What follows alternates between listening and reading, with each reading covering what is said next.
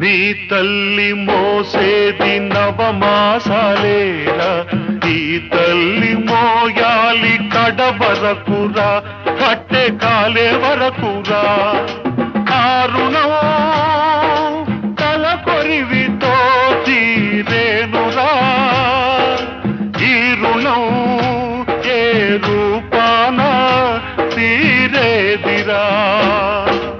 ఆ రూపమే ఈ జవానురా, త్యాగానికి మరో రూపు నువ్వురా.